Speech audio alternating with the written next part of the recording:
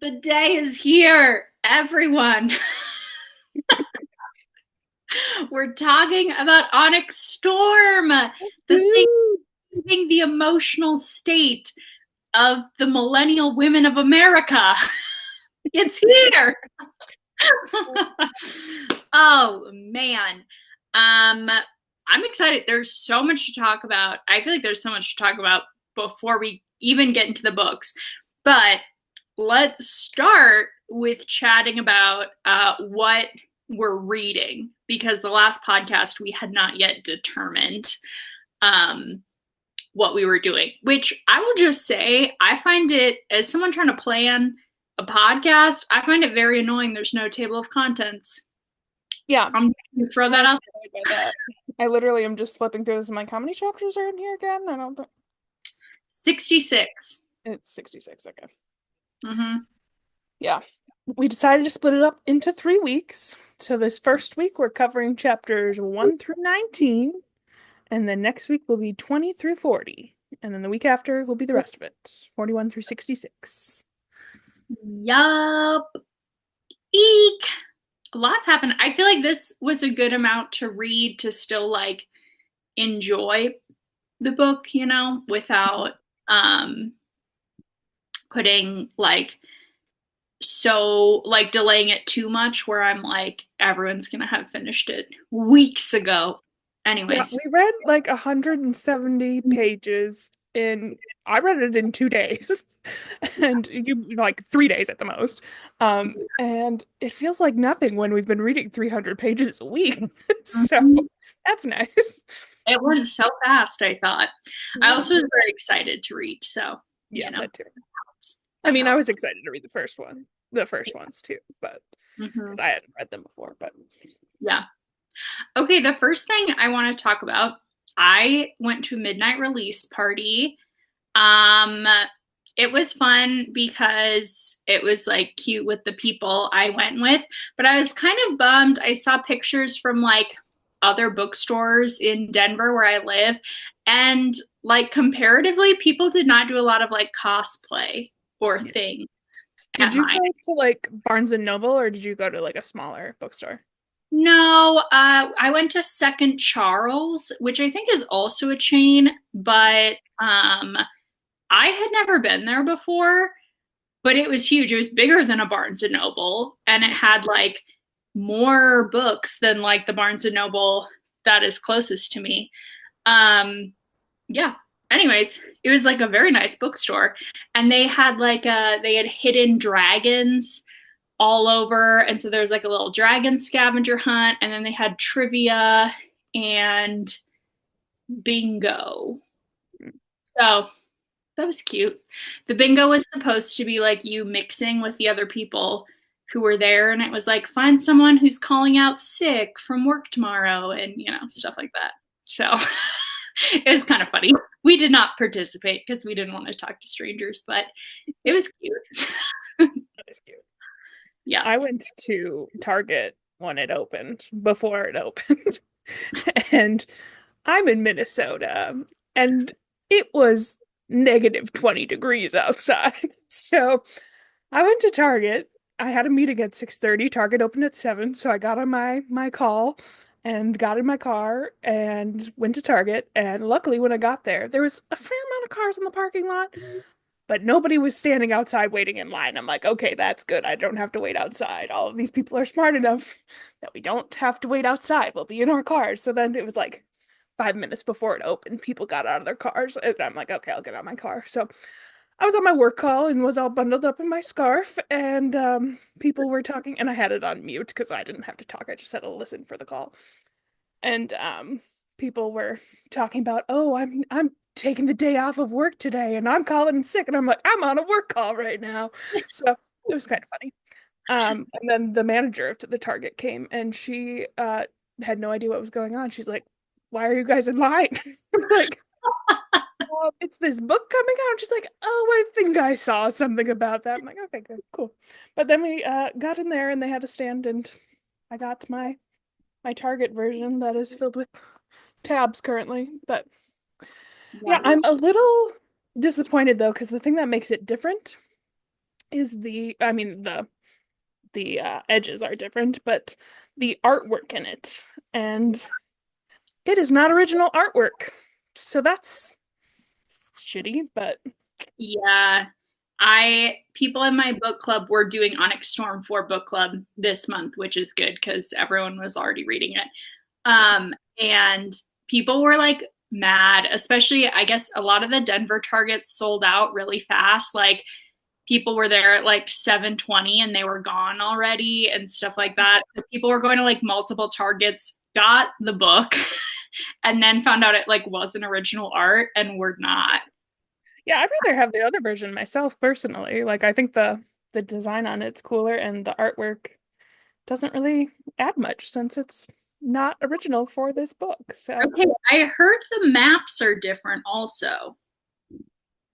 Can you show me? Okay, I have the.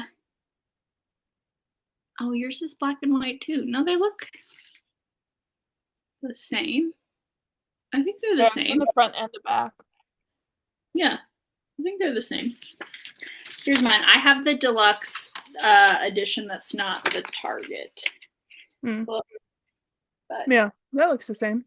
yeah, I heard one of them was like in color and then I know the UK has a really cool version with some cool artwork I saw. oh, I just saw the German edition. I don't think I saw So the German of Onyx Storm. I've seen it of like Iron Flame or Fourth Wing though. I don't remember. it was Onyx Storm. Maybe it was an old one, but it was like when you took the dust cover off, the hard cover was a print of Segale. Yeah, yeah. I think that was Iron Flame or Fourth Wing. I could be wrong though. It was. I also really liked that that book was so much bigger because it was in German and German has a bunch of long words, so it was like twice the size. Yeah, all the comments on the video were people being like, "Oh my gosh, I'm so jealous," and then all these Germans being like, "The formatting is such shit. You don't want this. Yeah, Like, it's better to read it in English." yeah. Funny. Yeah. Anyways, so there's some of the saga, but we both got like a deluxe edition, I which gotta is say, I think the only reason I got one, well, I was at a Target in Minnesota, which I feel like they might have gotten better stock because I've seen a lot of places talking about that they had like 7 books, which yeah. is crazy. And then, what was the other thing? Oh yeah, my Target. Like I live within 10 to 15 minutes of like 4 Targets. And Mhm. I went to the Target that's closest to me, which is probably like the smallest like population that would go to that Target. So I do think I got lucky in that aspect. And that it was -20 helped me. So that's nice. True. Real commitment. Yeah. Real. Um, yeah, I think also this is the first week we're both reading physical books. So Hmm. that's shocking. I have not read a physical book, I don't think, since I've gotten my Kindle. Oh, other than a graphic novel. Yeah.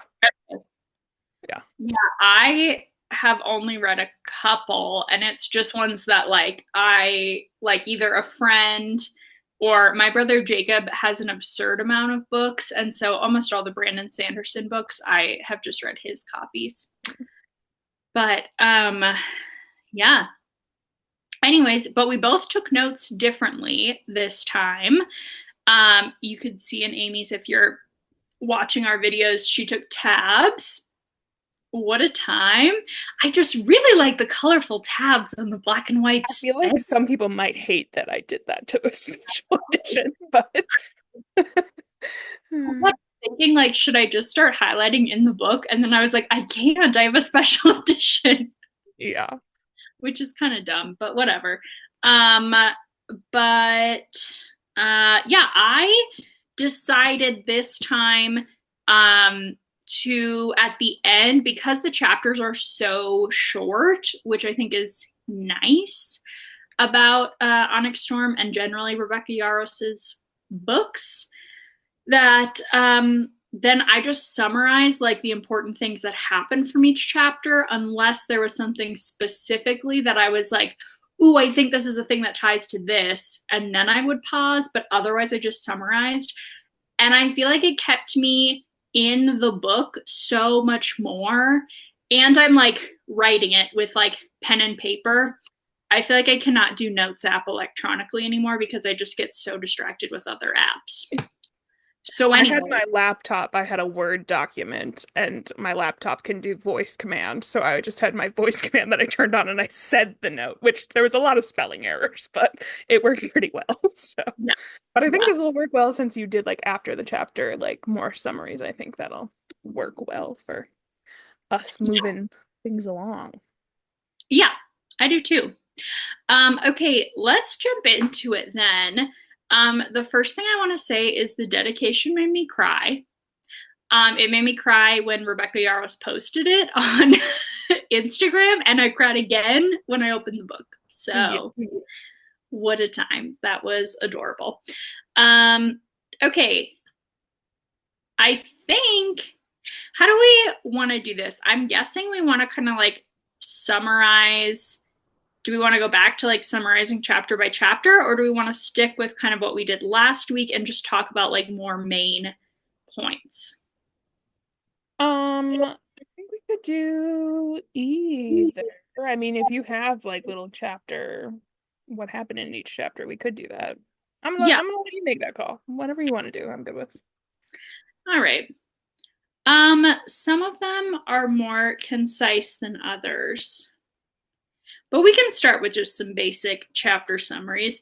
Um, yeah, obviously, we're going to talk about the book through chapter 19, but we will announce when we're moving on to the next chapter as much as we can. But if you truly want a zero spoiler experience, I'm assuming you're not listening to this podcast yet, but neither of us have read past 19. So anything we're saying is not uh, anything more than like a theory. Like we truly do not know information. We both have stayed off the internet for theories This and will things. be our episode that has the least spoilers of any episode we've ever had. Won't Because have to be like, what did her face just say right now? no, yeah, yeah.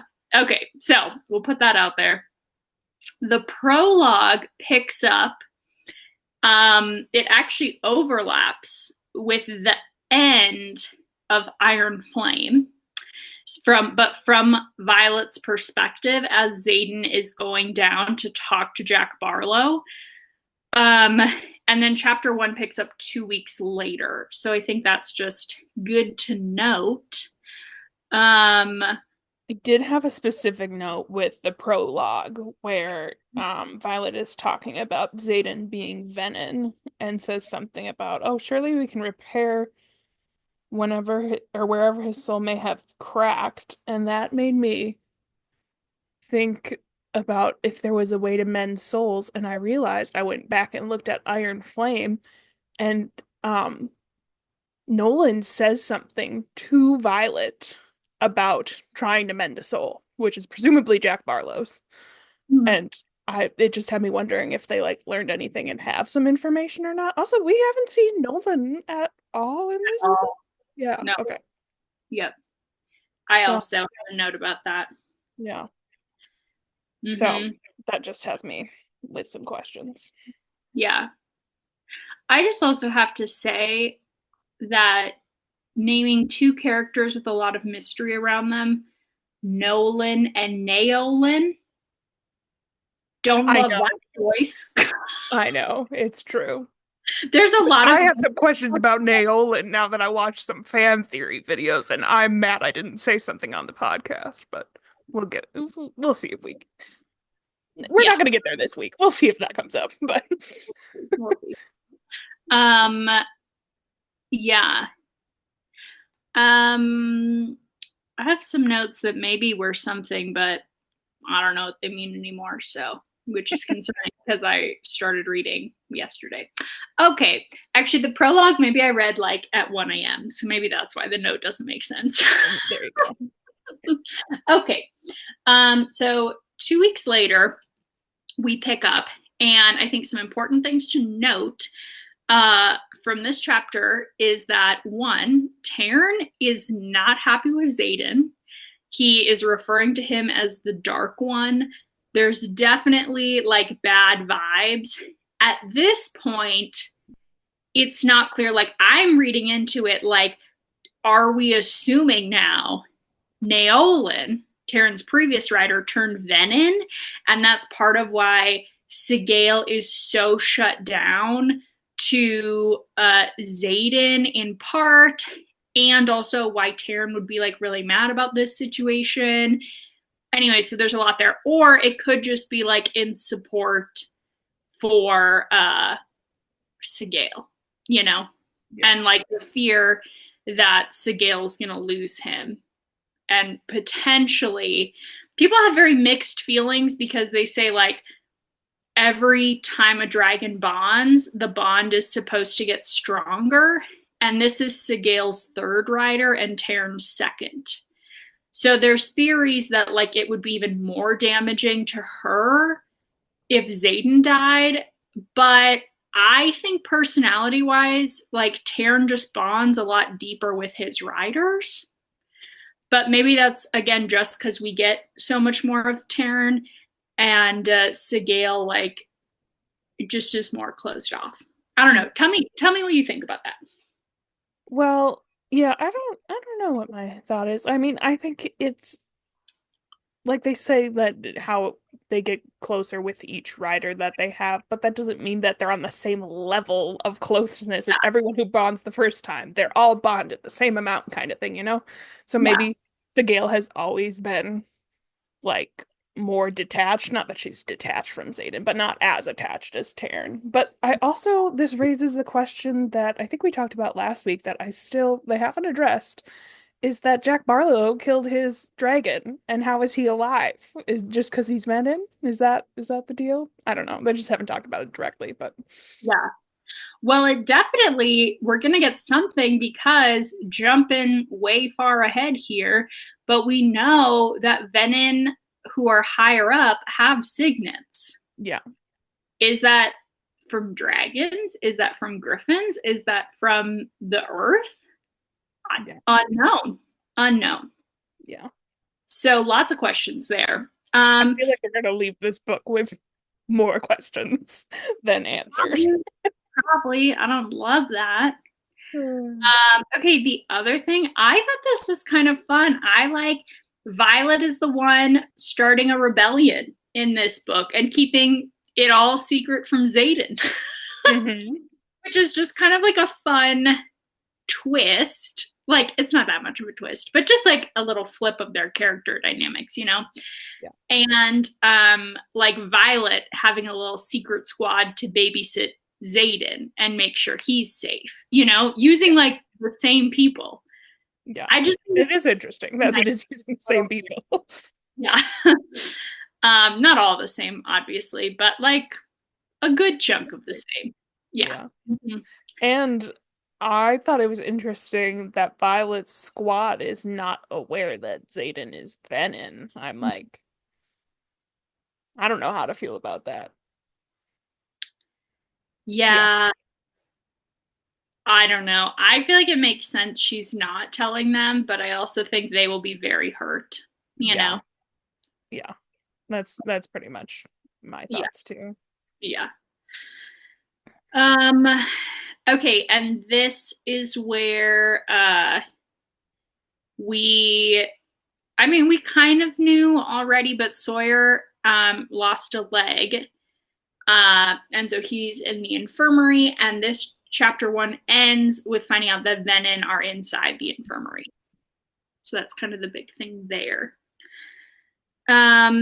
We also, so jumping into chapter two, they fight the Venin who are seemingly trying to free Jack Barlow.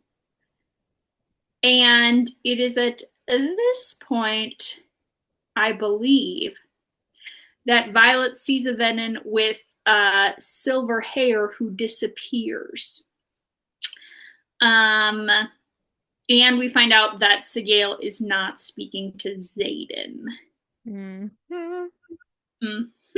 Mm-hmm.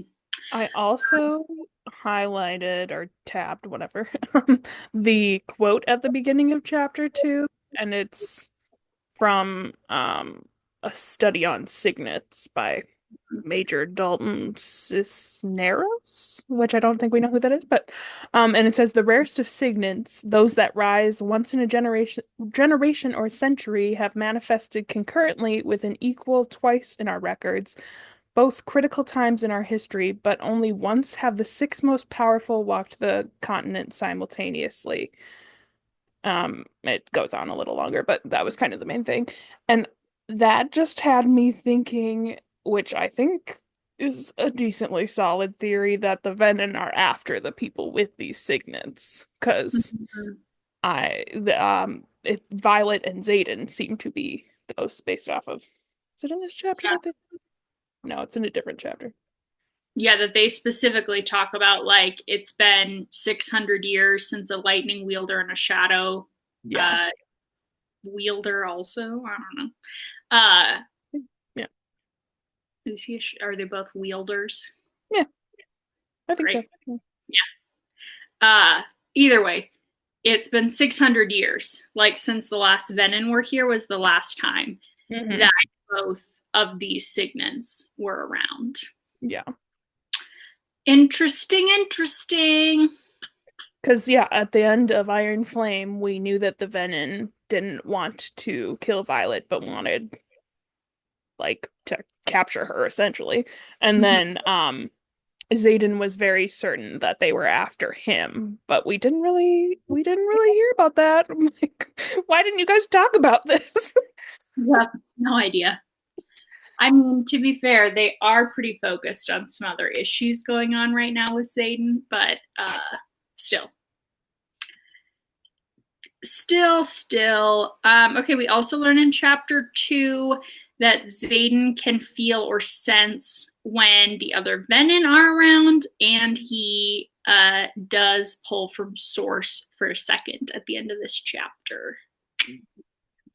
Whoopsies. We do find out later in this same section that from Jack Barlow that apparently it's only the lower two levels of Venom that other Venom can sense. A Maven and Sage, which are the two highest levels, you would never know if they were there. Yeah. So yeah. Um okay. Chapter 3. I have a note that I want to talk about for the opening little thing in this, Hmm. which is a letter from Violet's mom, seemingly written to her dad. Hmm. Um, it says it's an unsent letter. And my question was, did she write it as like a cathartic way to like talk to her husband who's deceased, hence unsent? Or is he secretly also alive and she was going to send it somewhere, but then didn't for security reasons? Yeah. I'm I had leaning more toward I had option that one, same question, and I also had the question because it talks about just like Violet and what she like inherited from both of her parents and how that but um she has atrocious taste in men. And it had me wondering if it was talking about Xaden or if it was talking about an ex of hers, because we know she has a couple exes and we up until this reading didn't know who they were, but um yeah. But that's a good question about when it was going to be sent. Yeah, I definitely have questions about whether her father is alive or not. mm-hmm. I have lots of questions. I have more questions than answers in this section for sure. Yeah. Speaking of Violet's romantic history, one of the fan theories I saw was specifically that Violet's first ex was Halden. I And saw something, yeah. like, yeah, I barely even remember Halden in the first couple books. So I just like, I don't even know who it was, but shout out to you, TikToker. I also Incredible. saw something about like that's gonna be her end game or something rather than it being an X. But so I was not surprised when Yeah. we learned that that's her ex. But Okay, the rest of chapter 3 is they have a meeting to with kind of like the leadership team to try to find the seventh dragon and to determine the expedition. That goes somewhat poorly. Violet presents her demands to the council, and they put Professor Grady in charge, who Violet like really hates or like really dislikes and doesn't trust. But his main thing is that he's the person who gave them whatever like The drink. suppressant thing. Yeah. That's like the main thing why we don't trust him, right? Yeah, I don't think we really saw him at all up until this point, other than for that. And Yeah. And we won't be seeing him again. So, you never know. People might get resurrected. true. In this Probably series, not, you but never know. You never know. Um, we look up okay. to see what the name Grady means, I did, just in case. I did not. But so far it's been more their dragons' Yeah, names. it has. Dragon. Yeah. Um, and oh, just kidding. This chapter 3 is where so I misspoke. Chapter 3 is where Violet and Xaden hook up and then he channels from the headboard. Which I did at first, I thought it was Violet, and then I was like, oh shit, just kidding. That's Xaden. That's not great. Not good. Um Chapter 4, Mira comes back. She has some kind of rune thing that we don't know what it is at this point. But we know Brennan is supposed to present it to the board.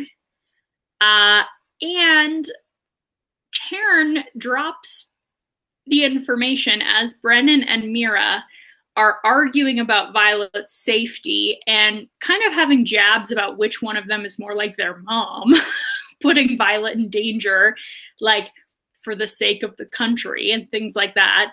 Taryn just pops into Violet's head and is like, none of these are the dangerous part about this task. Like, in all likelihood, the dragons are going to kill us when we show up. And that just didn't occur to me, but it makes sense that a whole den of dragons have fled the continent. They don't want to be found. Like, Yeah. anyways, so I thought that was pretty funny and very interesting. Like, is Taryn the only dragon saying that to his rider? Like, why are the other dragons not being like, yeah, they're probably gonna try to kill us, just so everyone's aware, you know? Yeah. I don't know. A I feel like the dragons have some secrets going on that they lot. got stuff going on, and I am curious about it all. There's Um, happening. Also towards the beginning of this chapter, after Xaden like channels at the end of the last chapter, him and Violet are talking, and they're talking about how she like shared a memory with him while they were, doing stuff. And I had seen a fan theory, so this is not my theory, but um I'm wondering if that's like Violet's other power, because he like says something, or she says she's not sure how she did it, if it's an intrinsic thing or a bond thing, and it's happened with them in the past. Um, and she was able to see like, was it from Terran's perspective during the battle in Iron Flame? Like, and Mhm. so someone out there on TikTok had a theory that that was her new power. So I just Mhm. thought that was interesting, but yeah. Yeah, interesting. Interesting. But I also have highlighted other things in here that I'm like, that could be her new power. So who knows? Yeah. I was like, oh my gosh, they're going to tell us so early her second signet? No, they did not. They did not. I thought they did, but it didn't mean anything. I mean, something, but not really. Okay. Um, Chapter 5, we get another mention of the silver haired Venom, which again, Yeah, I didn't catch that they had silver hair until chapter 5. I had to go back and I'm like, oh, they did say that. I missed that. mhm. Yeah, which not all the Venom have silver hair, but specifically uh the one that we later, not in this section, but not for a bit actually. Yeah, Uh, yeah, chapter 10 is when we learn her actual name, which is Theophany. I think that's how you pronounce it. Great. I put Theo and Stephanie together, Yeah, so yeah. yes. Um, yeah. So very interesting, and I think supports my slash lots of people on the internet's theory about Violet being part Venom and something is tied with the silver hair because again they specifically mention this Venom silver hair like quite a few times. Hmm. So yeah. I did also go on a little bit of a deep dive with the whole silver hair thing once I realized that because I'm like, I swear there was someone else they described as having silver hair at one point, and it was I couldn't remember her name, so I had to look it up in Iron Flame. It's Suri, who's one of the people um on the I don't know, I don't remember the name for it. Whatever, in Aracia. She's the Mm, one that we both said we didn't like. But it said she had like silver striped hair, but then I was looking at everything that said silver, and there was a fair amount of people who had like silver in their hair or silver brows, and I'm like, is this just supposed to be that they're older and have like gray hair, or is this significant? So, yeah, yeah, I do feel like the other mentions have been like to indicate age, and these yeah, ones are yeah, different. yeah. But maybe not. I don't know. I don't know. Lots of thoughts though there. Okay, chapter 5. We also have a bunch of riders challenging flyers. Um, and then we have Dane is trying to stand in and be like the diplomat who's like, I'm not fighting you, all this stuff. Um, we have Aura, who's the worst, continues to be, but whatever. And I love in chapter 5, we just get in Darna in Violet's head being like, Dane is not the strongest. Like, he's not the strongest person here. And like continuing to push her. And I feel like this is kind of the first moment in the entire series that Violet fully leans in and is like, wait, I like Zayden took control because people like feared him and respected him and he acted with this authority and like that's me now. Like I am the scary powerful signet girl. I have the power. I'm the strongest rider. I have the strongest dragons. Like I love this for Violet. I'm loving it. Yeah. I'm really liking Violet in the book generally and for how much I felt annoyed with her in Iron Flame, which again, less than I remembered overall, or maybe just comparatively less, having read so much from our sweet baby Princess Bella Swan. Maybe Violet just seems like much more together. I don't know. But either way, Violet and Onyx Storm, I'm loving. I love that we've gotten some real arc in every book with her character, you know? Yeah. I also like this moment because I feel like it's the first time that we see, maybe not the first time, but the first time that sticks in my mind, where we see Andarna like giving her the advice that she ends up listening to rather than Taryn. Yeah. Because most of the time it's Taryn like telling her that she should do something and picking up on that. And this is kind of the first time that Andarna's like, listen to me. I know what's going on. So, Particularly, I feel like when it comes to like her like owning her own power, you know, because Taryn has been that and like still is that. But in book one, and Darna is like sweet, supportive baby bestie who's just like encouraging and cares about her feelings. In book two, and Darna is like moody teenager, let me kill some people. In book three, she is still like, let me kill some people, please. But she's like getting it together a little more. So, yeah. Yeah. yeah, which I was, to be honest, I was a little nervous they were going to do a super hard transition in Andarna's personality again, because I do think it's a pretty hard transition between Fourth Wing and Iron Flame, but it makes sense because of like this transition and going into the dreamless sleep and all these things. But this is like 2 weeks later, and there's not a big event to like explain another big shift. So I'm glad that it's been kind of subtle so far, at least this first third. Yeah, I agree. Mm-hmm. Yeah. Um, okay. Chapter 6 is we get um the fight in this chapter of Violet versus Aura, and I just think it's so funny. She's such a badass. I just love every part of it. It was so great.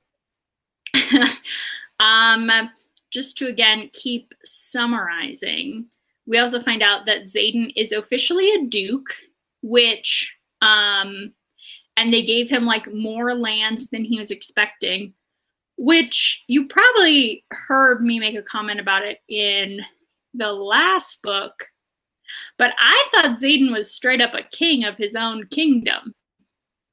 Yeah, I mean, his father was king, didn't? Yeah, his father was king. We learned that last book, right? I'm pretty sure.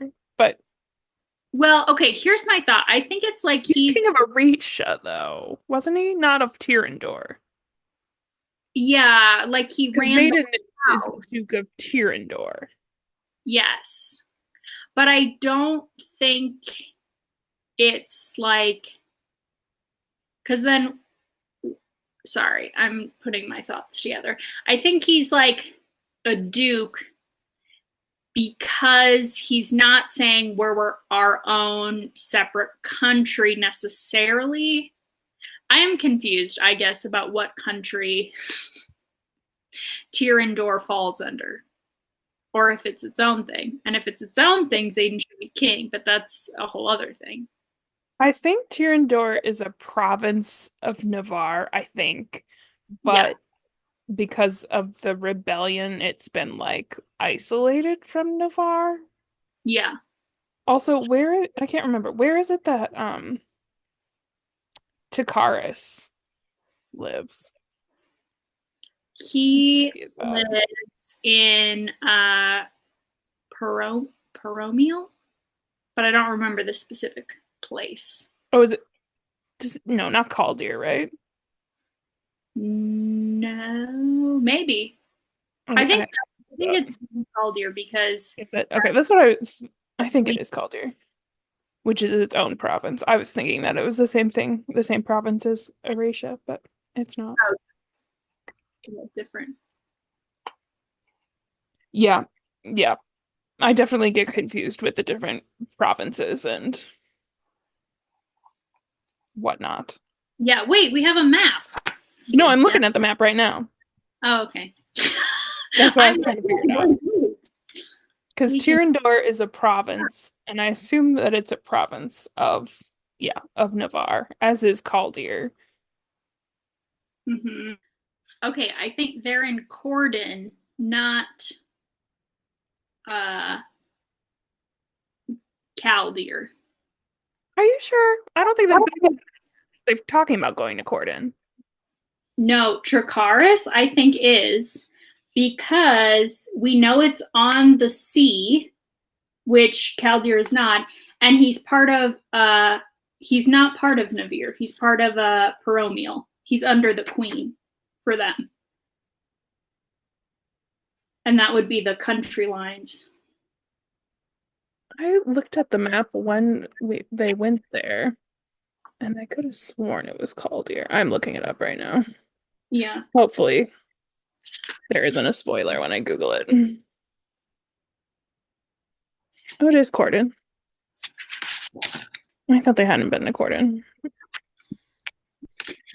Yeah. I was That makes more sense. yeah, yeah. My dust cover keeps falling off. I just took my dust cover off. I hate reading with dust covers on. Yeah, fair. Okay. So now that we've settled that, let's jump back. Where were we? Every time I say I'm that, I talking about him being a duke. What? oh yeah. Every time I say that, I just think of the Princess Bride. Where were we? Ah, the depths of despair, or the pit of despair, whatever. Anyways, into Duke. Yeah, what a time. Also, Violet finds out that Halden is probably going on this scouting trip, and she's very upset about this. This is our first knowledge that she has any feelings about Halden, really. Uh, Mm. yeah. Chapter 7, uh, the Quest Gang, as they've affectionately deemed themselves, start messing with the wards. Criticas? Yeah, start messing with the wards. They have Sawyer change the iron, like change where the iron is. To do this, Mira helps, Brennan helps. They're already there, having anticipated Violet's plan, which is a cute sibling moment. And then Violet's charged with treason. But just Violet, apparently, not the rest of them. So there's that. Chapter 8, great news, is the timing has worked out perfectly. That everyone from the council had just signed a pardon for all of the crimes against the country. So it all worked out. And Violet has just snuck some little crimes in, which I was kind of like, I don't think that's how it works. But whatever, whatever. I think, like, if you're doing war crimes against someone, then they decide in a treaty, hey, we're going to do a pardon for these people because they were acting in national defense, but then they just sneak another thing in there. I don't think they're like, oh, well, we already signed the pardon, so too late. Yeah, I don't I know. don't It could just be like written in a way that we like saying we forgive them for anything they've done up until this point, and since they signed it the morning after, like they're unknowingly, yeah.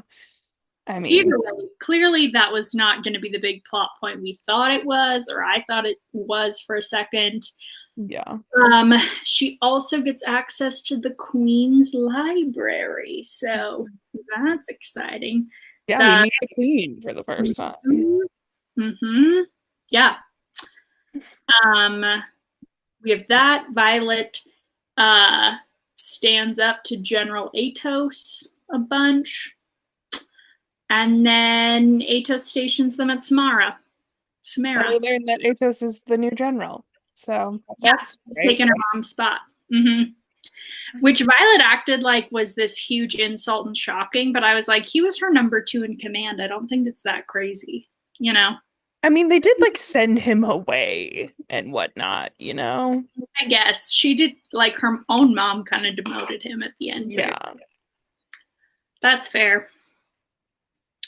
Um, yeah, thankfully, when in chapter 9 they get to Samara, everyone is exhausted. They can't trust anyone. But lo and behold, whose room is still warded? With Zayden's old room. So it's fine. Now, I thought about this. In my mind, I'm like, so any room once he's warded it is just useless going forward? Like, he's not undoing the wards when he leaves? Like, is his room at Bezgayeth? Like, no one can get into Violet or Zayden's room from here on out? I mean, Epes Gaiath, though, he knew he was leaving at a certain point, versus I feel like he just kind of up and left. It's still definitely like questionable if that would happen, but I um, guess that's true. yeah. All right. Because I don't remember the last time he was at Samara, but I feel like he didn't know for a fact it would be his last time that he was there before leaving for Erasure. But Yeah, maybe not. Maybe not. It's all become a blur. Um, then let's see. Ooh, Violet has a very spooky nightmare. I was wondering if Violet's signet is that she can see the future, actually, because we talk about her nightmares kind of a lot, actually. Yeah. And that could be PTSD, but that could be like actually she has the ability to like see the future, maybe Yeah. at this Yeah, I point. had no thoughts about what this dream meant. I just had I tabbed it because I thought it was significant, but my note was, what the fuck did that dream mean? So I have that's an interesting theory though. I did think while reading it, what if this is Violet's future self and it's some like weird war thing, like the silver haired Venom? Like, what if her hair becomes all the way silver and the silver haired Venom is future Violet? But now I don't think that's true anymore. Yeah, now that we've had more interaction with her and know her name and whatnot. Yeah. That makes sense. So pretty sure, pretty sure. But definitely weird that she's also a lightning wielder. I just Yeah. need to put that out there. Okay. I did have a note where I don't know if they've said this before or not, but I just noted it that dragons that are mated for longer can communicate at a further range, which I thought was interesting. And I feel like they had to have put that in there for a reason. I don't know. I just thought that was interesting. But Yeah. Yeah. Is it I don't know, but is it also they can be apart for less time? Like they need to see each other more? Or can they be like further apart generally? I can't remember. I know that was covered when we first learned about Zayden getting stationed.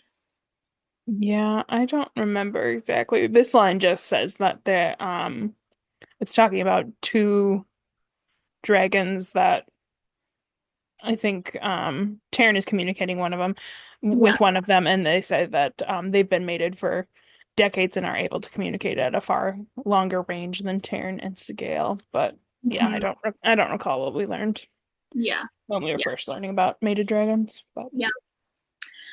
Um, okay.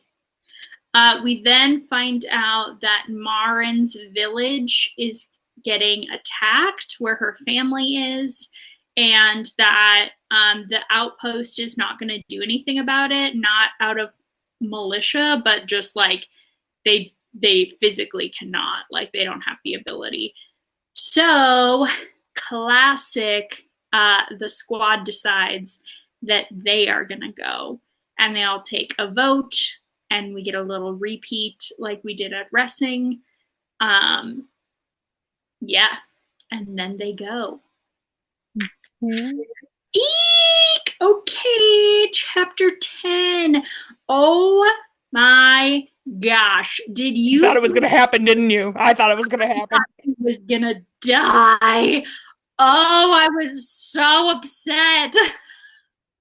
I especially thought that after that text that you sent me, that the screenshot from your friend that said, what did it say? Something about how they would recommend starting whenever you have time to power through it and be emotionally wrecked. And I'm like, oh no, Darren's gonna die. Yeah. Our book club chat was like 15 messages about like no spoilers and everything that constituted, including no comments, no replying, no emoji reactions. And then there was a whole thing that was like, and in of Flame and Shadow, which was the last very anticipated read we all did as book club, they were like people like started sharing if they thought it was like good or bad, and mostly it was a lot of people felt like the book was bad. um and she was like, don't do that, don't even say if you liked the book or not until we're at book club, like don't ruin it for people. Yeah. And then that was the next thing that got sent, was like, once you start you're going to want to really power through because it's I emotional. don't understand. I Oh, was like, oh no. Oh man, what a time.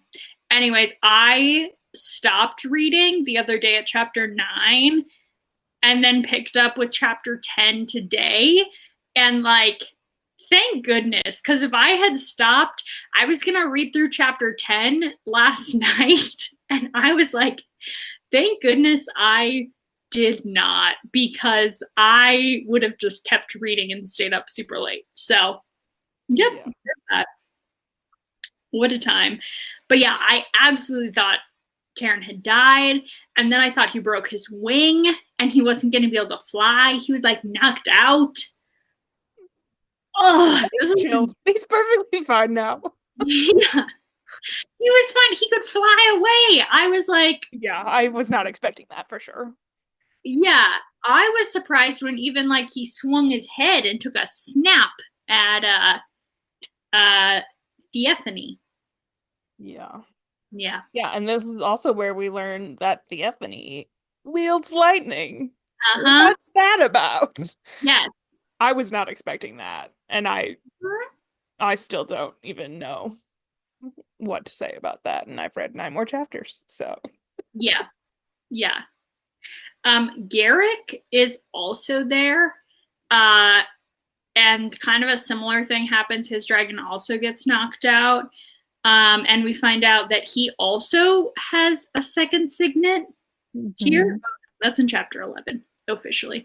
But he gets there super fast, which is confusing Violet. Um, yes. Then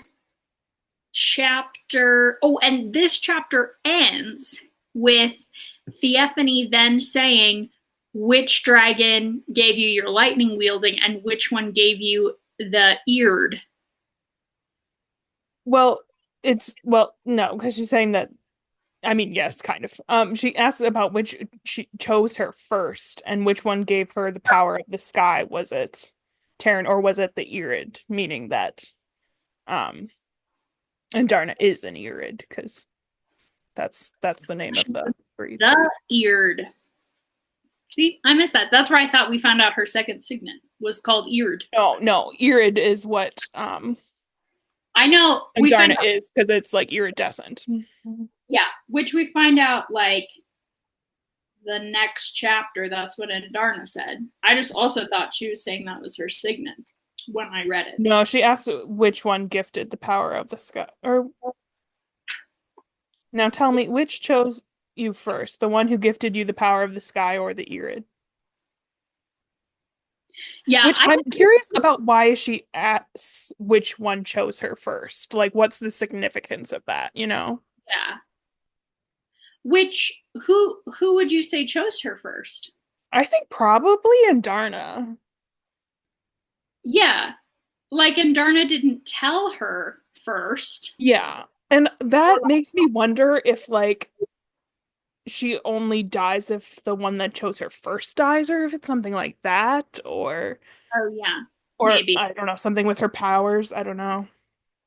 Yeah, I'm very intrigued by what that is meant by that. yeah. Okay, I do think reading it, I can see where I thought she was saying like the one who gifted you the power of the sky, and it says or the eared. Oh, I Uh, get what you're saying. Yeah. like, so I interpreted that as or the one who gave you the power of the eared, but I see where it is like, oh yeah, that's just what she's calling Andarna. Mhm. Yeah. Anyways, either way, I figured it out. I looked up because I was thinking, I was like, isn't Eared like a fantasy mythical thing? But again, I think I was thinking of the word or however you say it from Throne of Glass, maybe. I don't know. Okay. Either way, it is not the actual, just IRID is a family group of flowers. But that's the only thing. And people were like, it could be short for iridescent, which is what all of them think and what I thought. Yeah, yeah. I will say, this is not that important, but I just want to note when I was picking what nails I should do for the Onyx Storm release, as in fingernails, I decided to go with like a silver holographic color because I was like, my prediction is that Andarna's scales are going to end up being iridescent. and like a silvery sparkle. So I was pretty happy in this moment, just so everyone knows. Yeah, that's funny. Yeah. Okay, but chapter 11 we find out so much stuff. So let's we can stop talking about my nails. Okay, so uh we find out that this is the name of the den of dragons that Andarna is part of. Um we also get a lot uh from Theophany says that Xaden and Violet are going to come to her, and she says a bunch of stuff in here. One, she calls Gareth a walker, which is part of how Violet figures out his signet, or his second signet. And then she also says, like, you're going to remember how I spared you and choose me when you come to us. And like, Violet is like, why would I do that? She says versus another Venom specifically, whose name starts with B, but I just keep wanting to say Bronwyn, and I know it's not Bronwyn. Sounds like a fantasy name. Can you imagine if it was Bronwyn from the Real House? Berwyn, okay. But can you imagine showing up as a Venom with her heart jumpsuit to match Rihanna? Ugh, it'd be so good. Yeah, we have Jack Barlow and Bria. No, it'd be so good. Real Housewives of Salt Lake City for anyone who doesn't know what we're referencing. Yeah, yeah. Uh-huh. Or if you couldn't understand me saying that through me laughing. Oh yeah, I didn't catch that. Yeah. um yeah. Okay, so she says you're gonna choose me as like a teacher over this other Venom, and you're gonna do this because I'll let you keep both your dragons. I'll teach you control and I'll teach you knowledge.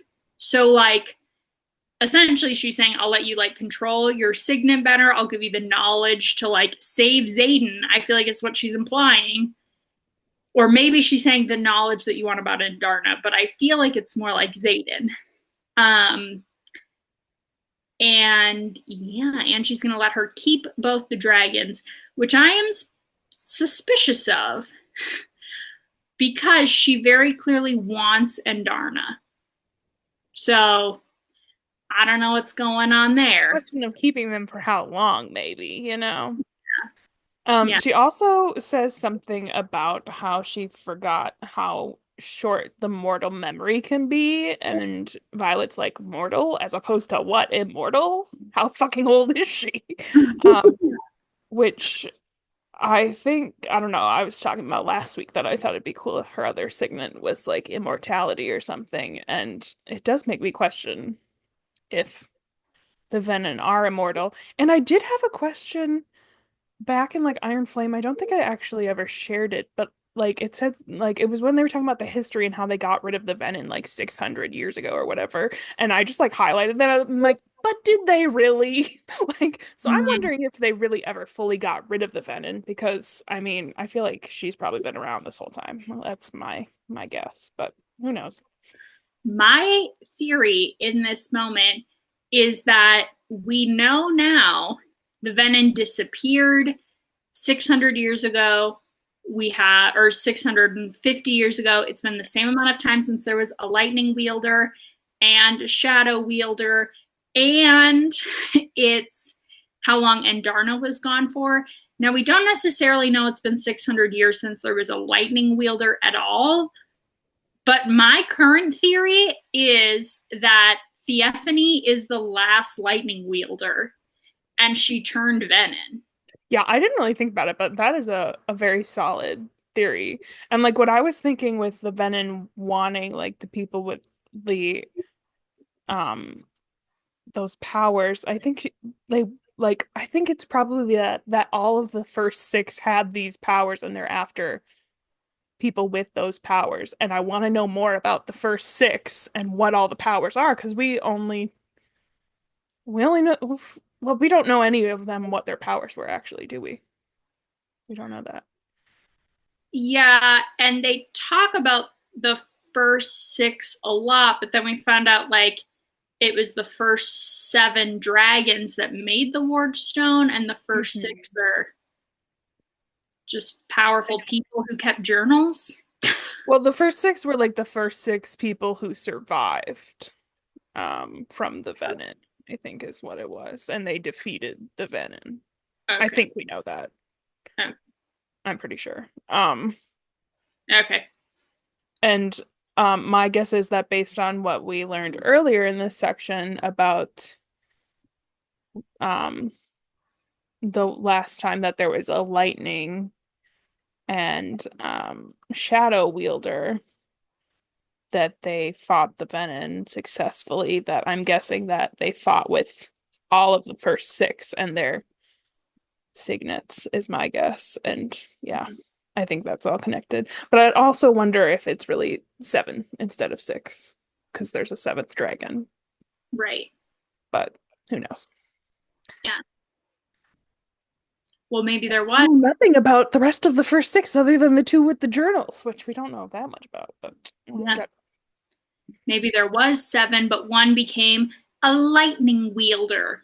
Venom. I mean, a Venom. She was already a lightning wielder. Yeah, yeah. Here we go. That's what I'm saying. I'm saying Theophany was the last lightning wielder and was part of the first seven. History altered. There's my theory. We'll find So out. do you think that all of like the what was the term they used? The sage and the something with an M, the higher up Venom. What was it? Maven. Maven. Do you think like all of the sage and the Maven are riders who were bonded to dragons already and had powers and then became Venom? No, because we don't know that every Venom can uh like has a signet. But I I'm think it says later on something about that the more powerful ones are the ones that can have the signets. I could be wrong about that though. But yeah, I just think we don't have it like confirmed that every sage and maven yeah. like have signet powers. But right now my theory is that if they have a signet power, it's because they were a rider. I just had the realization of what I think might be true because we've talked about Naolin and about him potentially being Venom, and I bet his was like a resurrection type of thing, wasn't it? His power? And so I feel like that is probably one of the rarer powers. Or his Signet. power wasn't resurrection. He tried to resurrect Yeah, what Brent. exactly was his power? It was something with like healing or something though. I don't think it was healing. I think he was like a crazy fighter, we know. Okay. I don't know. Now we have to look it up. I'm gonna try to look it up. I'm gonna use my Kindle though and search the term rather than Googling it because I'm worried about spoilers. So it might take a while to find the answer. Yeah. I'm just searching Naolin and well, that was probably in we probably learned that in Fourth Wing, not Iron Flame, I think. Yeah, I think so. Because that's when they would have talked about him burning out. Yeah. Because I thought we knew what his power was. I was pretty sure, but No, I think we do. siphoning. Oh, his power was siphoning. Never mind. Oh, okay. So the same as Sloane. Hmm. Interesting. Hmm. Yeah, interesting. So kind of the opposite of resurrection. Yeah. So then he was Now just I'm trying to. just thinking about that. Oh Okay, man. so I think then what they're saying for how he was trying to save Brennan is the same thing that Sloane was doing with Lilith to the Ward Stone. Like he was trying to pull Taryn's power and put it into Brennan, Do you right? think Brennan then became Venom? Well, I mean, you heard me say last time I think Brennan is like has like a stone in him that Naolin like maybe is controlling him in the same way that Venom control the Wyvern. But I don't know. That I don't know. That's like my most out there theory. Yeah. There's just so many theories. So much. There's so much. Oh, And I feel like we're going to get confirmation on so little of theory. I know. Oh man. All right. In Back like to what's 2 years. happening No, or more theories. Okay. no, no. I'm just thinking about like we'll have to re-listen to this episode to hear all our theories in like 2 or 3 years when the next book comes out. So Yeah. Yeah. what a time. Which we have to talk about the casting before we leave this podcast. Okay. The not confirmed at all Yeah. casting. Cast rumors. Yes, casting rumors. Okay. What else do we need to know from chapter 11? Um, I just oh, had a note about Brennan now is going by the last name of Sorrengail again. yes. After specifically, Mira calls him out and is like, you don't even share our name anymore, is one of the fights they have back in like chapter 4. And then he switches and is going by Sorrengail again. So I think that's kind of cute. Anyways, okay, we find out about Marin's parents are killed, but Theophany spares her younger brothers, who are very little, like elementary aged. They get back, and General Atos is pissed and says that Xaden is not going to be welcome at Besgaiath in the school at all. So, yup, there's that. Yeah. I just hate General Atos. I think we already skipped over it too, but the fact that he also said that he doesn't have a son, I'm like, this man is horrible. Yeah, he does say that to Dane in front of like the whole school. Hmm. It's I pretty did awesome. see a clip from an event with Rebecca Yarros, and it was they were asking about if she had like a least favorite character and who it would be, and people in the audience were shouting Dane, and she got so defensive of Dane. She's like, I love Dane. And I wrote down the quote. She said, Dane is an imperfect 21-year-old kid who trusted his dad and is a little overprotective, telling his chronically ill friend to sit the fuck down. So funny. That's honestly so sweet. Yeah. And then she went on to like say, I didn't write down the quote, but she went on to say, and as someone who's chronically ill, we have that friend that just tells us to sit down and they're just trying to be a good friend. It's Like, true. yeah. It's true. That's cute. Yeah. Mm. Ugh, good old Rebecca. Also, like for people, I did see one of the cosplays that made me laugh a lot was in Denver, some people they just like wore trash bags and then put name tags that said, my name is Dane and my name is Varish. Which I was like, I feel like Dane's getting a redemption arc, so I I, don't. I was like, Dane has a redemption arc in book 2. Like the hate is like Yeah. people treat him like Tamlin. It's just not that. It's not that. You know? I saw a video of one of my favorite costumes I saw was someone dressed up as an orange because of Jack being allergic to oranges. I thought that was really obscure and ridiculous, but funny. It's so funny. What a time. What a time. Um. Okay. Chapter 12. Violet tells Xaden that the Venin have signets. He has basically no reaction to this. I just think that's noteworthy. Yeah. Yeah, which maybe he I mean, doesn't like. I have my signets. I'm a Venin. he is a venom with a signet, so I could see where he wouldn't Yeah, respond. But Jack Barlow I had don't a. know, but also maybe he knows.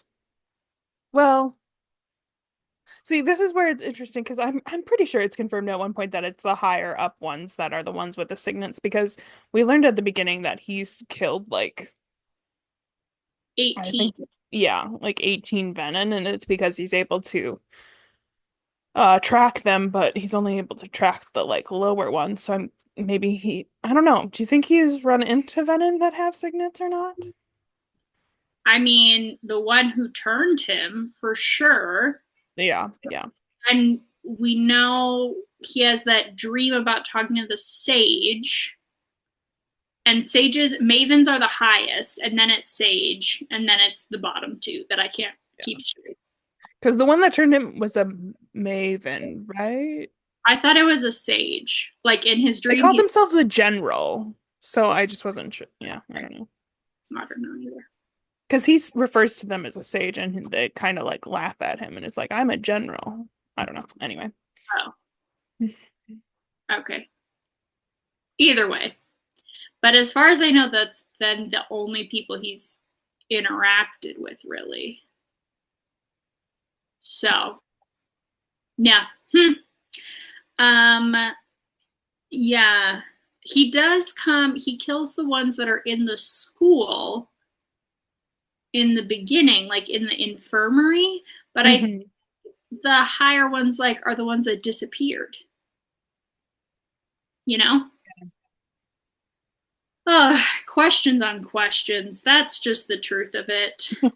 Um, yeah, let's see.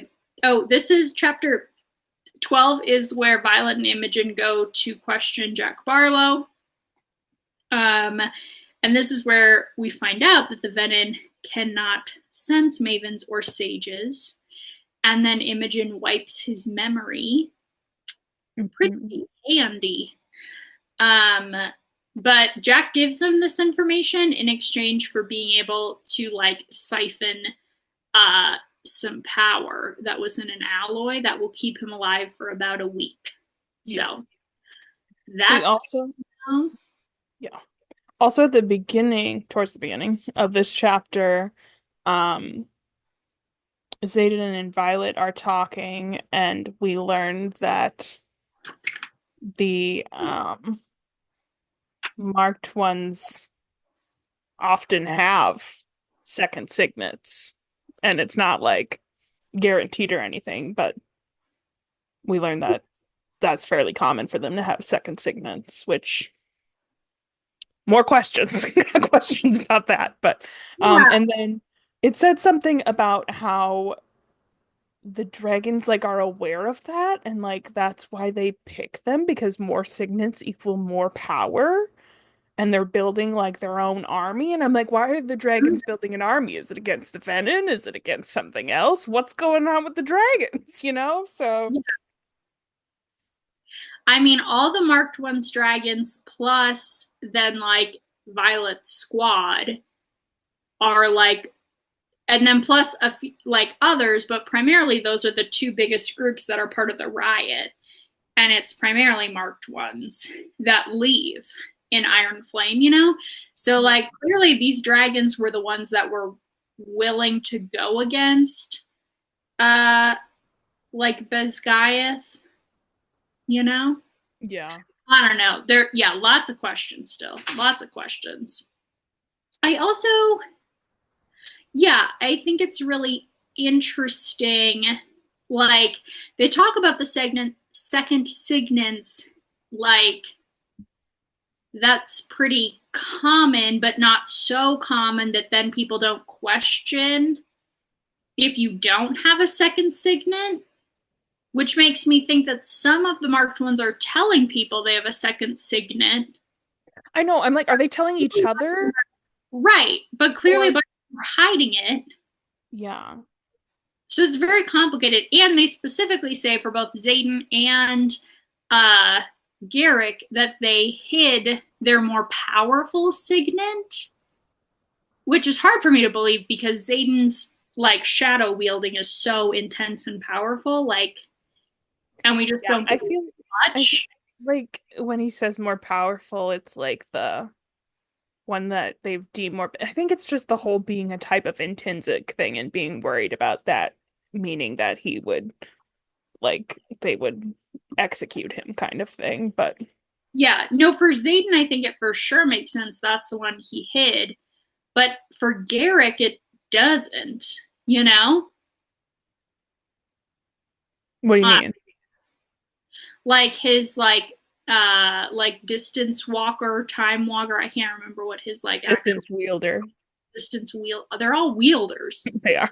Um, uh, like that in itself is not like one that gets you executed for But it being. said something that there hasn't been a distance wielder for an extremely long time. Yeah, but that's what I'm saying. I don't know. Like it's not as obvious. Like you're gonna get killed for this. You know. Yeah. I yeah, I don't know. Lots of questions. Lots of questions. I think there aren't answers yet.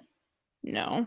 We also do learn in this section something about it's talking about when all of the flyers arrive that the dorms will be at capacity, which makes Violet realize how many dragons have stopped bonding in the last century. And then I think it's not until later that it talks about that the like first years their signets aren't manifesting. Is that the word?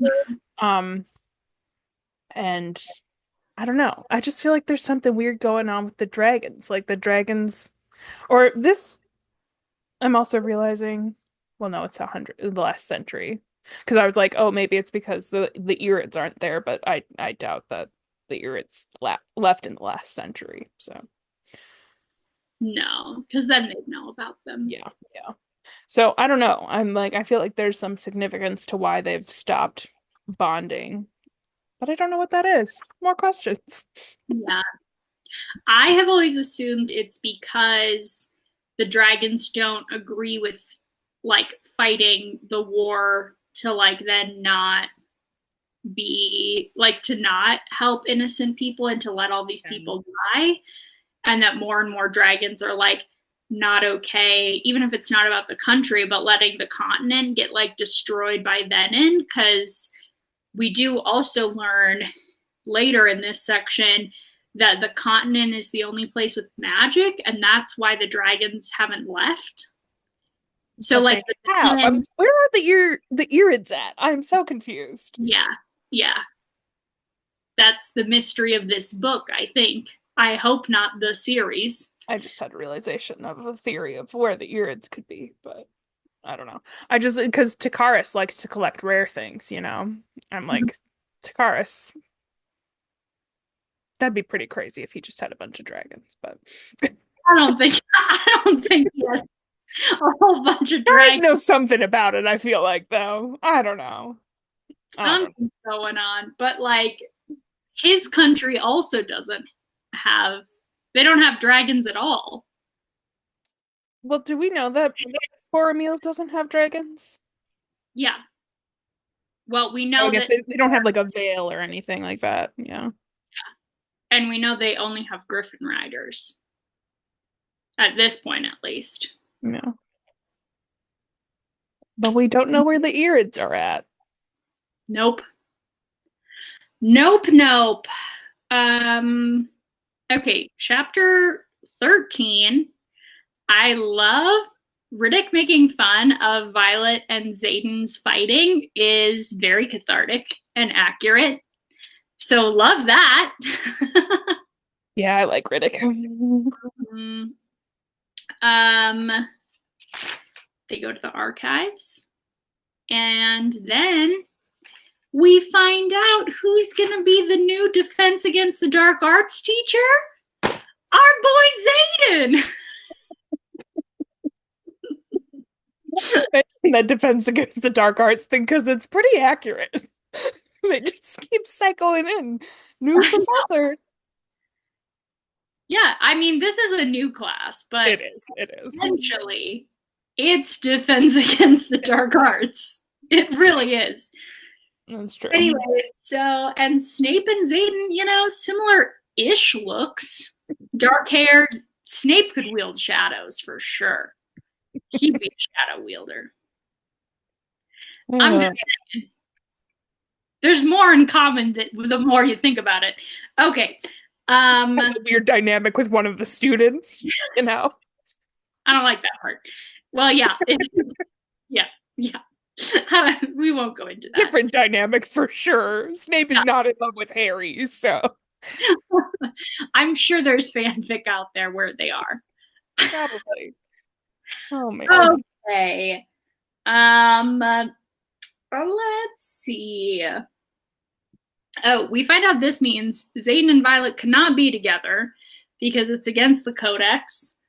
Don't know how Zayden didn't think about that before he Because he made. doesn't care about the codex. I'm pretty sure that's I'm essentially what it boils down to. But yeah, and it does sound like he thought he'd be able to get like an exception for them. from Pancheck, which I feel like we don't know much about Pancheck.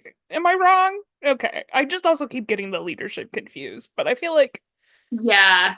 I think in Fourth Wing, I confused Varish and Pancheck a fair amount, but Pancheck was higher than Lilith, but he's lower than Melgrin. He's like a mid yeah. person between them. Which I'm like, why then do they just take what Atos says, like about them not being able to be in a relationship instead of going to Pancheck if Pancheck's higher? I don't know. I don't Anyway, know. not Yeah. that important, but Yeah. Um, we also we find out at this point Sigale speaks to Zayden for the first time because he starts channeling on the field. And so Sigale yells at him, and that's the only thing she said this whole time to him, which just, I don't know. Uh, Taryn is very like tight-lipped unless it's need to know kind. I mean, he tells Violet stuff, but he doesn't like reveal. He's not giving her the tea, you know. So we don't know like really anything about what's going on with her in this book. But I just feel sad for her, oh, you know. And I want to know what's happening specifically because like she's the one who tells Violet to like be gentle and that he like needs support, but then also she's like totally icing him out too and is like so hurt about what he did. So I don't know. I don't know. But maybe yeah. maybe he knows that he needs Violet, but she has to have that boundary. Something's going on. Something's going on. And Lots of things are happening. it's making me think even more so that Taryn's last rider became Venom. So We that's don't that. think about Segale's previous riders, other than was it her first rider that was Zayden's great grandfather? Grandfather? I think grandfather, maybe Or maybe great. that was the second rider? I guess we don't know that for sure. Well, she's 75, right? Or she's in her 70s. I don't remember. We That sounds figured maybe out right. I think literally. that's right. Yeah, I think she's in her 70s. So I'm guessing his grandfather. And either was her first Yeah. rider. We don't know I, the other rider though. no. Okay. Yeah. Yeah. What if it's Theophany? No, that wouldn't make sense timeline wise. Never mind. Not Most if likely she, wouldn't. We don't know how old she is actually, but I have a feeling that's no. but I think she's 600 years old. I think that's pretty solid. Oh, man. Okay, we also Dane agrees to help Violet get her dad's research and go against his dad to do this. And Violet has to like be pretty trusting with that. Um, and Violet is pretty sure they need to get to the Isles based on what she has read, but there are pretty big arguments about where they should go to start the search for the seventh den. Mm-hmm. Um, Chapter 15, the main thing happening here is Defense Against the Dark Arts, aka Zayden's class. Um, then, where he proves that he's still the biggest badass in the school.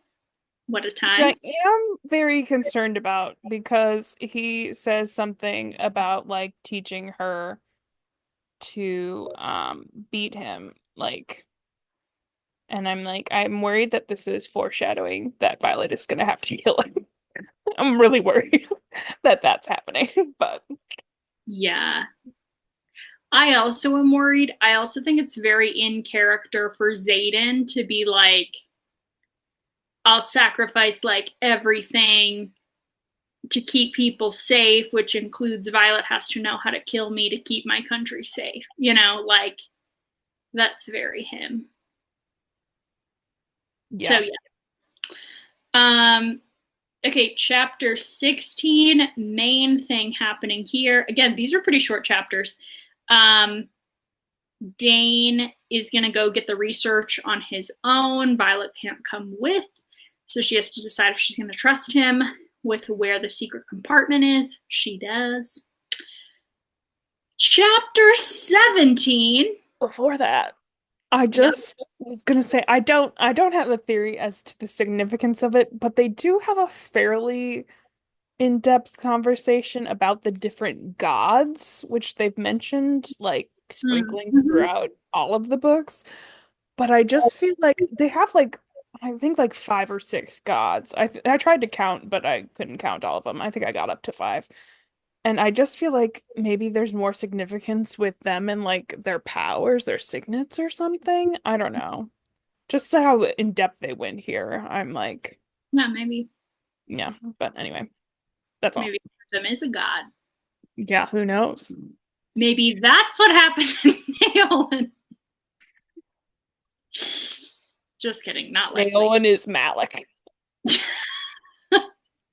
Plot twist. Crazy. Um Okay, chapter 17. Who shows up?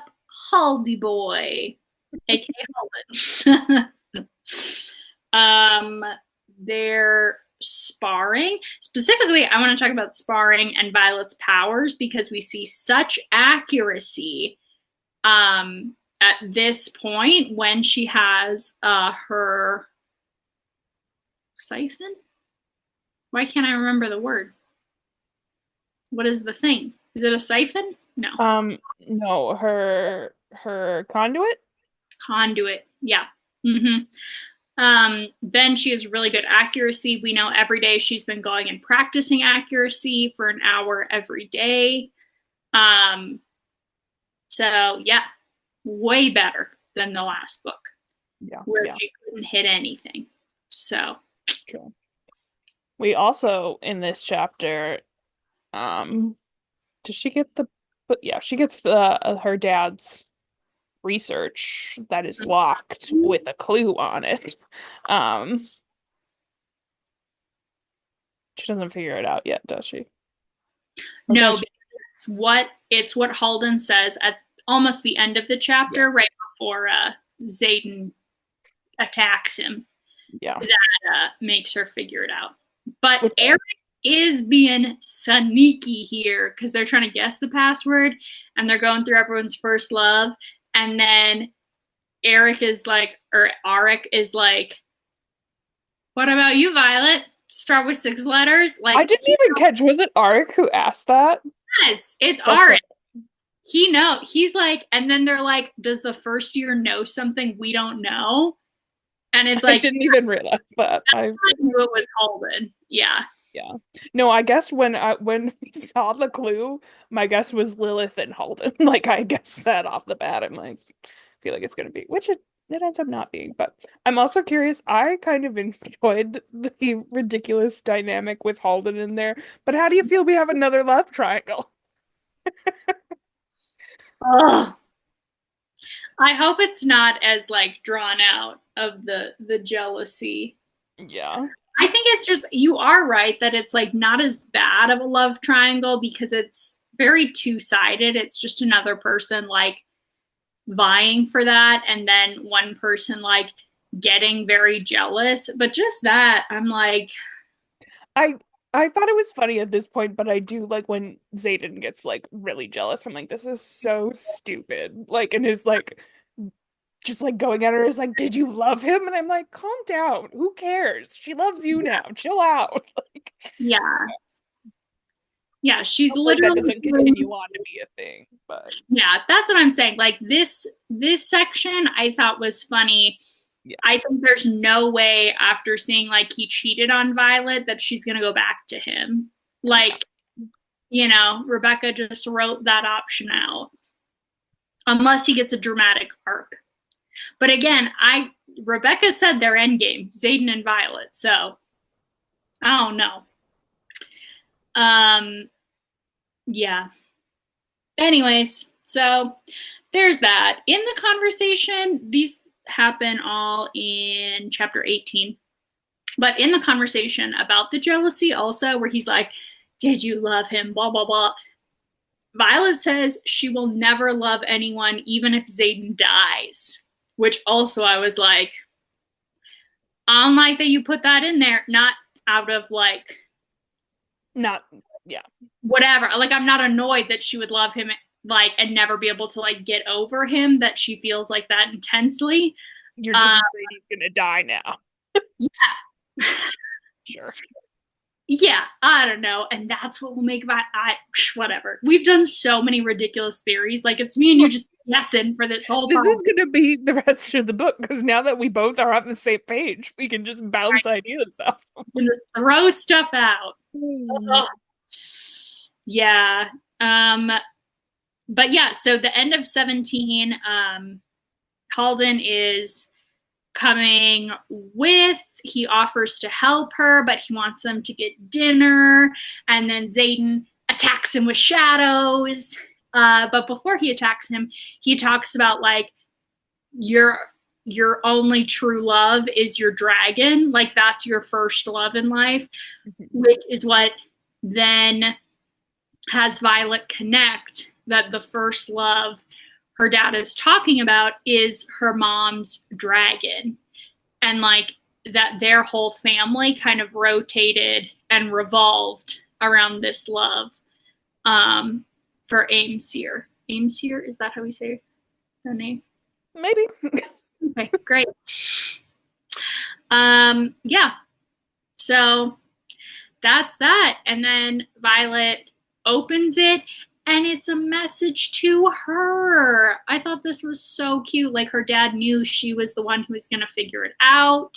Hmm. Um, the letter is like very sweet. He's giving her instructions for where to go, but essentially he's like, you'll be safe. He's assuming she's not a rider at this point.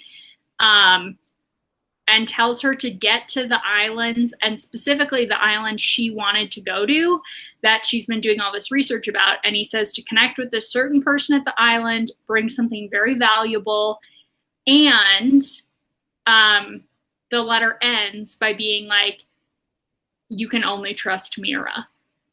Like, that's it. Which has me questioning about, because he does say something at the beginning about like, oh, if I walk alongside Malik with your brother. So this is assuming that Brennan is dead. So Yep. I'm curious if he would trust Brennan or not, because he's assuming that he's dead right now, you know? So I just Right. was questioning that, but Yeah. And he trusted Lilith. yeah. And he is then like, if Lilith also has died, then you have to guard this information with your life. Yeah. Um, He yeah. also says something about that you'll find a connection between the uprising and the pursuit of the Feathertails to be both alarming and enlightening, which Mm-hmm. there's a lot of significant stuff in this letter. I was like, I'm not highlighting all of this individually. There's a lot happening though. So I know. Yeah, I think we're gonna come back to it a lot of times, like what this says. it also talks about Dane in the letter and about like that I think it's a language, right? The Yeah. Kravlish, I think is how it's pronounced, that Yeah. Dane would be capable of showing if she needed him, should he not choose to cross the parapet and follow in the footsteps of his father. But if he does, that she needs to let go of her affection for him. Mm-hmm. Which Yeah, does help her translate stuff in this language earlier. yeah. Yeah, but But he he clearly clearly knows. knew that there was something going on with his father, Yeah. so Yep. Which is interesting that he knew that, but Atos was still like second in command after Lilith, you know? Yeah. So many I questions. don't know. I don't know. Yeah. There's a lot here. Um, yeah. Chapter 19, end of the book. I don't even remember. I stopped taking notes. Yeah, I didn't have a lot of notes here. I mean, it was another very short one. Um, oh, it was less short actually. So they go to the place to get the rare object that the queen Chakaris has talked with the queen, who it has set up a meeting for them with the king of the Isles. So many layers.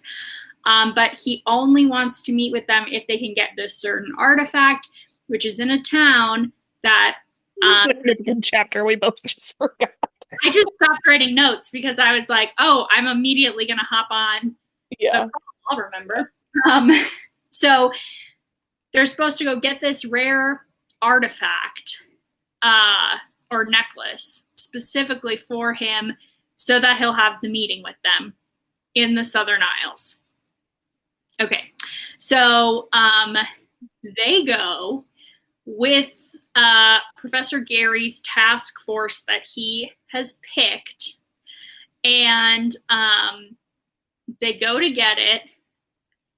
Aura is being very like jumpy because it's her first time outside the wards, ends up lighting Professor Grady on fire and killing him. Also, apparently, Easy. that was crazy. It was crazy. And in fact, she ends up starting a fire so big it's like burning down the whole town. Um, and then they're going to like escape. Their dragons are trying to pull them out. Wyverns are coming. A wyvern impersonates Aura's dragon, swoops down in the smoky darkness and spears her with his talons. So she's dead too. Crazy. Crazy. Sigale goes and does a like crazy attack on the wyvern then. And Violet's like, remind me to never make Sigale mad at me, ha ha ha, which is funny, but also like Sigale would never hurt Violet, obviously. Yeah. But yeah, so we got all of that, and then we end the chapter with Mira revealing that she got to the necklace first, and thank goodness, because there was a note written to the lightning wielder, and we find out it was from Theophany. So yeah, and that she knew they were going to be there. Yeah. What a time. Let me just quick, I got to pull up to see what the actual note was. Oh, I have it right here. Just says that, just a reminder that while I want you to come of your own free will, I'm capable of taking you whenever I wish. Why do you not ask me for the answers you desperately seek? Yeah. Yep. And that's where we end. Kind of a cliffhanger we unintentionally ended up. I know. I mean, I do feel like this book, the odds are it's a cliffhanger. That's pretty accurate. Yeah. I will say it is one of those books that sometimes you find out it wasn't really a cliffhanger, like the next sentence of the next chapter, you know? Yeah. Stephanie does do that, but Stephanie. I have almost done that many, many times. So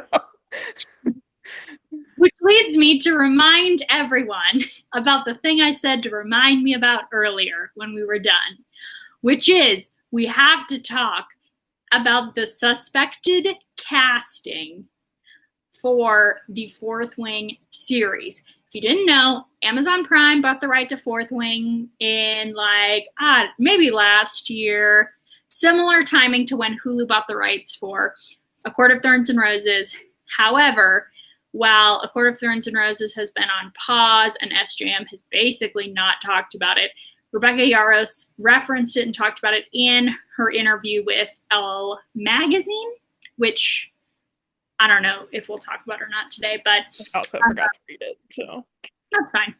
And then also for the midnight release party, Rebecca Yarros attended one and did like a full interview and Q&A, and people asked her a lot about the show, and she talked about who's the showrunner, who now I'm blanking on the name. It was a female, but she oh, now I'm forgetting. She was one of the like writers and showrunners for Breaking Bad and another show that she was the main showrunner for, but I can't remember now what the second one was. Anne with an E. Anne with an E. Yeah, there we go. Yeah, so she was the primary showrunner for Anne with an E. Very different vibe, but I loved the Anne with an E interpretation. And another, like, so many interpretations of Anne with an E already had a show based on books, and I thought it was so well done, so beautiful. And Breaking Bad was obviously very successful. I don't know that she was the main showrunner for Breaking Bad. But either way, that made me feel like better. And Rebecca Yarros specifically talked about she has read the first script for the pilot. She's read the script now, which I was like, oh, so she's not writing the script, which that's I think that's a pretty common thing. Yeah. But she said she really liked the script. Like, she really loved it. And then she specifically talked about this showrunner and how she was so nervous to hand her work over to anyone else, and how she like has just felt really good with all the work they've done together. So that made me feel encouraged. But anyway, so it's further in production. Like, things are really moving. They've hired people, and there have begun some rumors about the casting for both Violet and Xaden. Now, the casting for Xaden rumors, I feel like, are more real because, one, this actor is Indian, and Rebecca Yarros specifically said in her like deal selling the rights to the show that Xaden could not be played by a white person. It was very important to her. And we know, like, if you've read online at all, like, Bodhi is a pretty standard Indian name, and based on the description and knowing that his cousin has a common Indian name, people think he is probably Indian. If they're going to pick an ethnicity for Xaden, which this actor is. And then he started following Rebecca Yarros and then posted on his social media photos of him reading Onyx Storm. And I think the photos got posted before the official Onyx Storm release. So seemingly he has an early access copy, and then he started following her. So that seems like more real. I didn't look into it all why people think the person they think has casted Violet. Like, I saw nothing to be like, why did they think that? I don't know. People are just theorizing, probably. I guess, but I want it to be true. And the actress freaking looks like, I think she looks like AI Violet. I'm just saying. Okay, so the Xaden, so Xaden's rumored cast is Josh Houston. I'm not sure if I'm saying that last name right. It's not spelled like the city. It's spelled Heuston. He's most famous from Dune. I think it's Dune Prophecy, not the movie, the show that's on HBO that's about the Bene Gesserit. So yeah, he's in that. People have really liked him in that.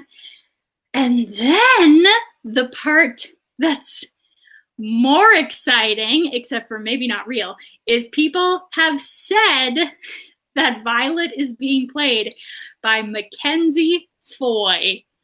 Why? Why is that significant, Amy? Should I Because say?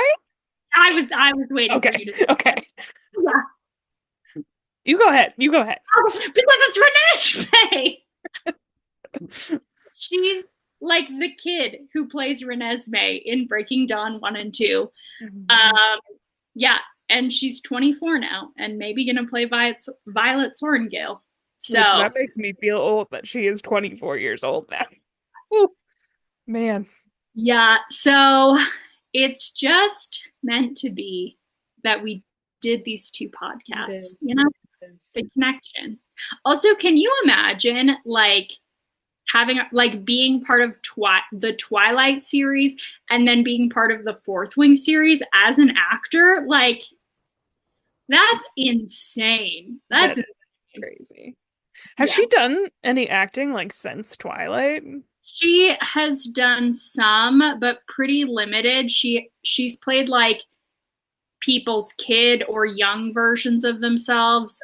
In Interstellar was I was looking her up on IMDb, but a lot of minor roles, which makes me be like maybe she got the part, but this would definitely be her like breakout role of her Sure. as the main character. So yeah. And she's done a lot of modeling. So I don't know if she took time off from acting or if she was a model and then the Twilight casting director hired her. But yeah, most of her IMDb was modeling work. So yeah. Yeah, I do. I think she looks like AI Violet. I'm just saying. Like the main AI picture people use of Violet, I really feel like looks like her face, which Sure. is it's almost like creepy. I was looking at her and I was like, you could be a vampire. Like you do look like a vampire to me. She could be a Cullen. I'm just saying, like, she's like surreally beautiful. I Anyway, also saw a clip of Rebecca Yarros talking about who she pictured for the voice of Tairn. Did you see that? no, tell This is me. just her saying like who she pictures when she like is imagining his voice. Not that it's gonna be the person in the show, but I thought it was funny, and also I'm like I could totally see that. Do you want to guess or no? No, I feel like Okay, I just you don't have any imagine. guesses. Okay. Yeah. Idris Elba. Oh, I I kind could of see like it. I could see that. it. That's funny. That's Yeah, funny. yeah. What a time. Wow. Oh, man. Okay, we didn't even cover. We just jumped in, but um how are you liking the book so far? Do you like it? Do you not like it? How do you feel like the pacing is? Give me Yeah, your I'm liking it. I feel like the pacing's pretty good. Yeah, I feel like we've gotten a lot of information and they've had like a good balance of some more like action kind of things and then like plot things and yeah, I'm liking it. How about you? Yeah, I feel the same. I'm really enjoying it a lot. I love this like Violet leading into her power. I feel like she's gotten a real arc. Zayden's having a real arc, though obviously in like a negative way. But that's like another thing that when we talk about like whole series can really drive me crazy is when characters just like stay the same or just repeat the same problems they keep having. Um, yeah, my big concerns were like it was going to be a lot more like fighting weirdness between Zayden and Violet, which it's felt like appropriate fighting weirdness.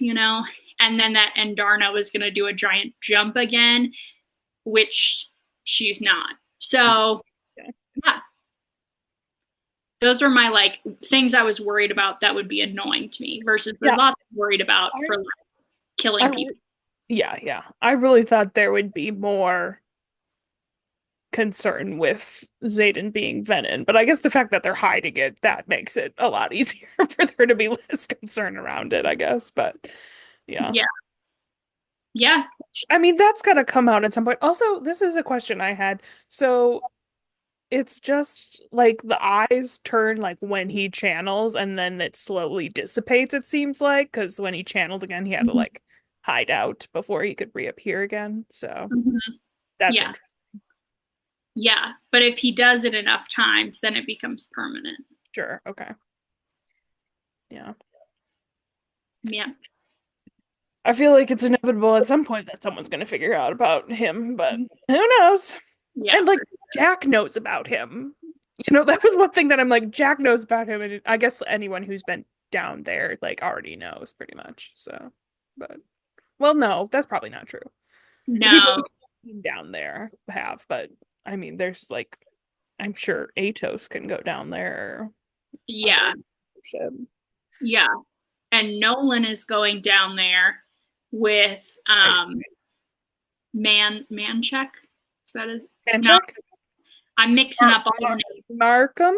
Markham. Yeah, Markham. Yeah, Jack says they've been coming down. Um, or no, the guards outside of Jack's place say they come. Hmm. So, yeah. Anyways, there's that. There's that. We'll see. But yeah, I feel like the pacing has been good so far. Um, I know something's about to happen in the next like 3 chapters because I got a text from a friend that said, let me know when you finish chapter 22. I need to talk about this theory. So, I some, mean, that also doesn't necessarily mean there's something big happening, but that's true. Yeah, it could just be like she's at 22 right now and she has a theory. But or there could have been some like specific line about something that made yeah, think or I whatever. just, But it could be something big too. Who knows? I've I noticed mean, in these things books. are about to happen. I'm pretty sure. So Yeah. Anyways, so yeah, we'll keep this episode significantly shorter than they've been. And I think end it there. Thanks for listening, everyone. Again, next week we're doing 20 through 40. Yeah. So read along with us if you want. yeah. Thanks everybody. Bye. Bye.